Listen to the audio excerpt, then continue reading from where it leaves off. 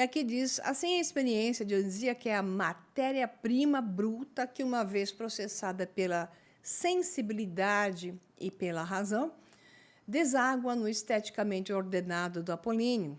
Então, essa síntese, segundo Nietzsche, é o que produziu as mais altas criações da Grécia clássica, notadamente a tragédia. Então, no cenário moderno, Nietzsche lamenta que a civilização ocidental tenha se tornado excessivamente apolínea, no sentido de valorizar em demasia a sobriedade, a racionalidade cartesiana, o cientificismo e o moralismo cristão, abafando o aspecto dionisíaco que renova, questiona e explode as certezas.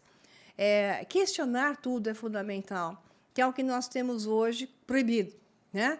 Então, esse cientificismo que impõe como um racionalismo falso, porque é falso.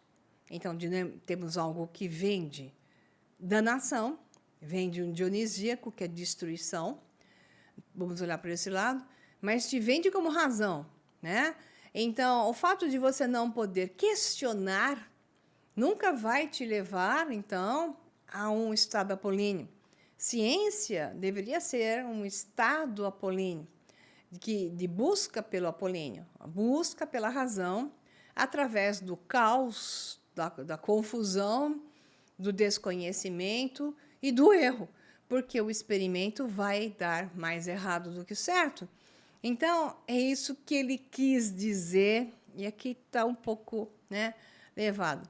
Então, aqui estão algumas referências para quem quiser olhar. Então, nessa visão nietzscheana, o movimento dionisíaco do apolíneo é fundamental para compreender como uma civilização, um indivíduo pode atingir uma plenitude estética, cultural e filosófica.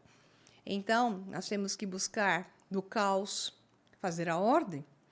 E essa tensão sugere que a ordem mais elevada só floresce após se confrontar com o caos mais profundo. É exatamente a mensagem mais poderosa que eu mais levo para vocês, como as pessoas querem fugir. Me diz aí a solução. Me diz aí a solução. Me diz aí, quer dizer, quem vai fazer resolver? Para mim é sempre a mesma coisa. Então, quando nós temos aqui a questão da visão de como eu busco o estado superior, nós temos a representação de Odin, pendurado de ponta cabeça na árvore de Yggdrasil. Então, ele se projeta ao mundo inferior, perde um olho para isso e busca o segredo e o conhecimento das runas, porque através de reconhecer as runas, que é o mundo dos signos, que é o mundo da informação, que quando se junta, ela se torna poderosa e ela revela, como Prometeus.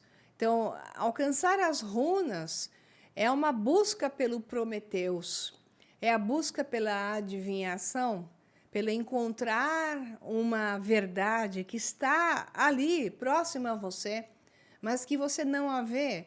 Então, Odin perde um olho, porque com os dois olhos ele não conseguia ver isso. Então, de ponta cabeça, ao perder um olho, ele passa a enxergar a verdade através dos símbolos, do signo, que então é representado por cada runa. É maravilhoso a simbologia disso, o significado disso. Um pouco disso está representado aqui nas cartas do tarô, como o homem pendurado, que representa exatamente isso. A cabeça dele é exatamente a Polínia, né? E ele adquire isso porque ele se sacrifica, ele busca aquilo que ele não pode ter na posição comum. Então, isso é exatamente a busca pelo caos, para chegar à ordem, ao conhecimento, e o mundo dos sentidos, a informação que está contida no mundo dos sentidos. E aí, é por isso mesmo que o próprio Robbie Williams, note a imagem, ele constantemente se pendurava assim em seus shows. A última vez que eu vi se pendurando dessa forma, que agora ele já está ficando velho, é no show fantástico Progress, que ele faz um retorno com o Take That, os são fantásticos. Esse é o melhor show que eu já vi até hoje, Progress, Take That 2010, onde ele faz essa união e ele desce em uma das músicas dessa forma no palco. É incrível. Então, aqui vai. A correlação de Dioniso com o chamado Deus moribundo vem da tradição mítica em que a divindade passa por um ciclo de morte e renascimento. Então, tem muito de se falar que Dioniso também, então Jesus, Dioniso, porque Jesus tem que ter as duas coisas também. A representação, personagem dele passa exatamente por esse padrão de Dioniso. Um tema recorrente em vários cultos de fertilidade, mitologias da antiguidade, eis alguns que ajudam a entender a associação. Eu tirei, só coloquei a parte principal. A morte e o renascimento de Dioniso. Então, tem uma parte que se contou, que se adaptou no século XIX, exatamente para fazer uma correlação entre Jesus e Dioniso, porque havia todo o interesse em fazer isso de maneira cega. Então, é como confundir o que se chama de diabo, demônio, sei lá, com Lúcifer. Então, essas confusões de se associar uma coisa só e se chamar um do outro, né? Então, dependendo do interesse, as manipulações de sentidos, reescrevendo sentido. Então, no século XIX, é que encaixaram toda a visão de Dioniso como a história contada de Jesus, que é a história contada de um passado maior, mitraico, ou até Osíris, e por aí vai. Então, sim, o mito de Jesus foi escrito em cima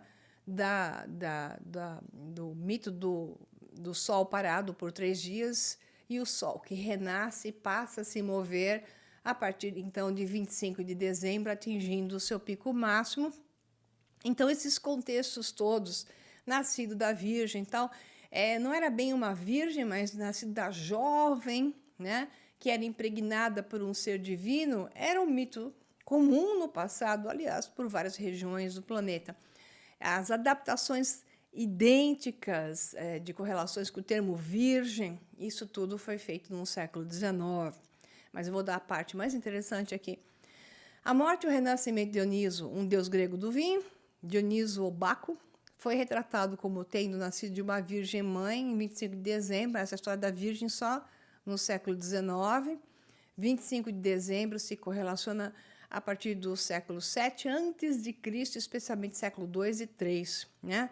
Realizando milagres como transformar água em vinho, isso era comum, né? E aparecendo cercado por uma ou mais figuras, que às vezes se mencionavam 12, ostentando epítetos como Pai e Salvador, morrendo, ressuscitando após 3 dias e ascendendo aos céus. As frases aqui estão ajustadas de acordo com o padrão que se falou no século XIX. O que a gente registra? Eu tirei do século VII, que aí era do Jardim dos Eleuses, e a coisa era um pouco mais ampla, e a gente ia ficar aqui até amanhã, os mitos eleusos. Então, no século III, que já é posterior ao que eu estava falando, antes de Cristo, e 4, diz lá, com a expansão do Império de Alexandre, depois do Império Romano, há sincretismo religioso e influências mútuas entre cultos orientais. Então, lembre que nós temos aqui muita mistura também de Mitra, com então o tal do Dioniso. Vai se fundindo Mitra e Dioniso e dá essa confusão. E gregos, né? Então, é verdade que algumas festividades de inverno ocorriam no solstício, que é 25 de dezembro, de 23 a 25. Porém, não há qualquer fonte antiga respeitável que diga que Dioniso nasceu efetivamente em 25 de dezembro. Assim, se relaciona ao mito e aos atos e às festividades de 23 a 25, ou 22 a 25. Então, por isso, as datas. Então, o mito solar, o mito de morte e renascimento.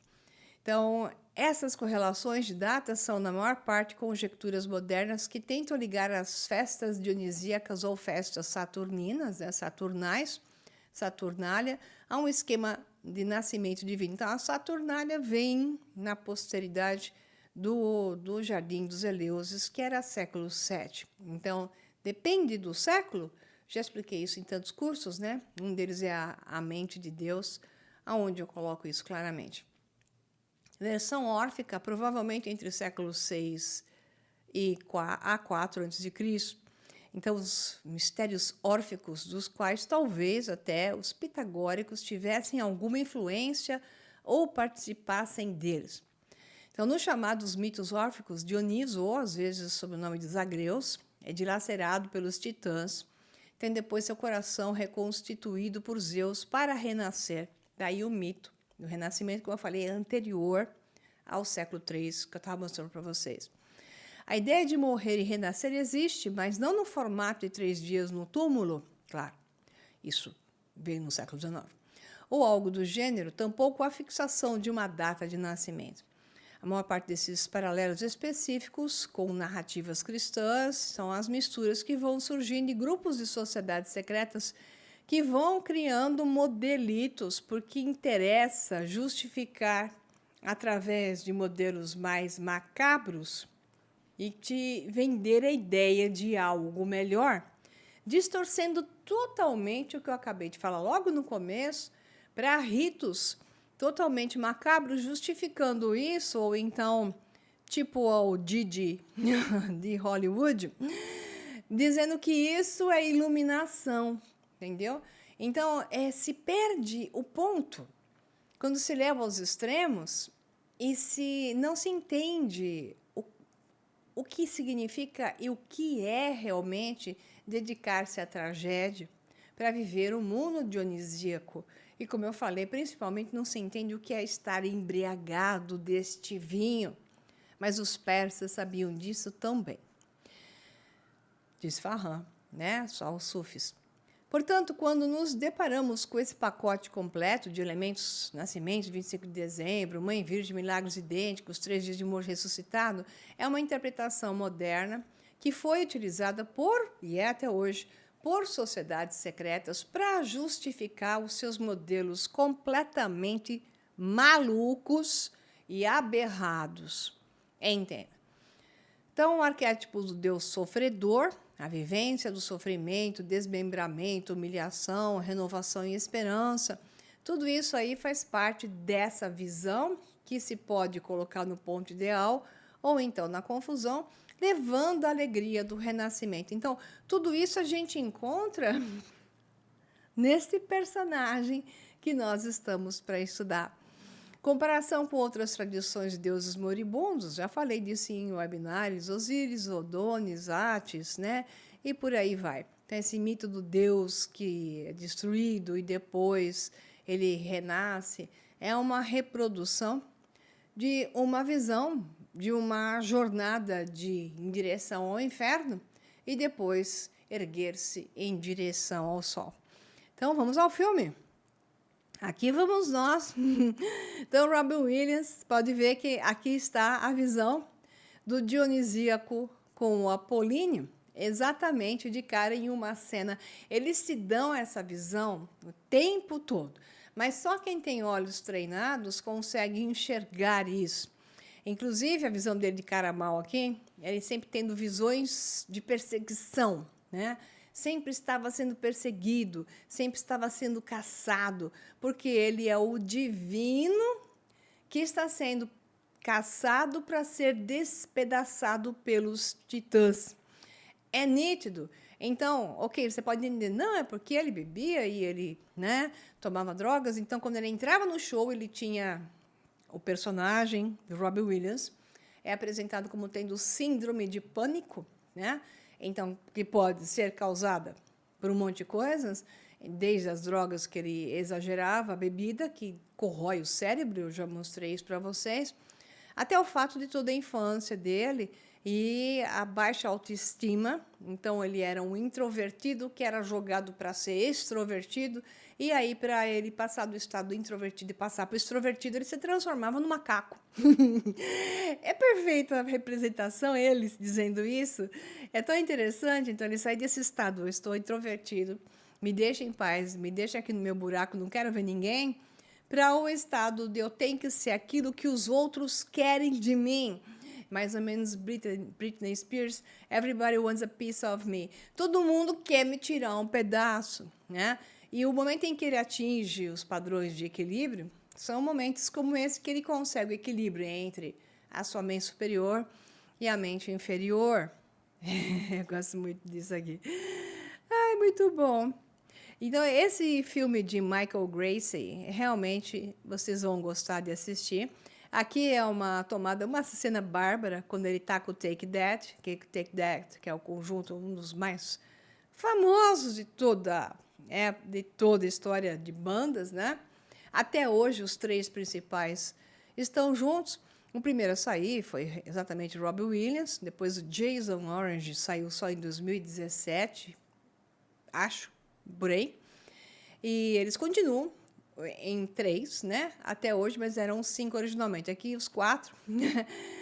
E o Macaco estava mais ou menos nessa cena muito boa, musical bárbaro. E as músicas deles, mais as músicas do Robbie Williams, né? Claro que aqui não são os personagens verdadeiros, porque são os jovenzinhos representando. Isso aqui representa o Gary Barlow. Esse aqui, esqueci o nome dele, porque eu vou pegar o nome dele aqui. Aqui estão eles, eu não lembro desses nomes todos. Então, eram rapazes muito bonitos, né? Aqui o Robbie Williams sempre fazendo a cara clássica do bad boy. Esse era o super good boy, sweet guy, bonzinho, docinho. Esse era o gênio da turma, né? Gary Barlow, que era quem, na época do Take That, só ele podia fazer as músicas, né? E esse aqui era o Jason Orange, e esse aqui eu esqueci o nome dele. Pois é. E esse aqui é o que menos canta, mas ele era um grande bailarino, por sinal. Aliás, ninguém dançava igual a ele, né? Então, já pego. E o Nigel Martin Smith, que é o cara que supostamente os encontrou, que é o manager deles, né? Na época estava aqui. E esse cara disse, então, que eles, em 5 anos, depois que eles começaram, em 1990, em 5 anos eles estariam se odiando. Então, é fantástico que ele tenha dito isso para eles quando eles não tinham nem o nome da banda. E deu 6 anos, a banda então se desmontou, porque exatamente o Robbie Williams estava fora do padrão, estava completamente doido da cabeça. Interessante você ver o logotipo, né? A oposição. Então, Take That, ok, TT, né? Mas a forma como é colocado é como um sistema de oposição para formar a luz aqui no meio, né? Então, você pode enxergar, não vou ficar dando minha ideia do que significa isso, mas você pode enxergar isso de várias maneiras, como um signo representativo, como vários signos, um símbolo com vários signos de representação. E uma delas é que eu vejo exatamente o Apolíneo Dionisíaco se confrontando, que é o perfil do grupo, né?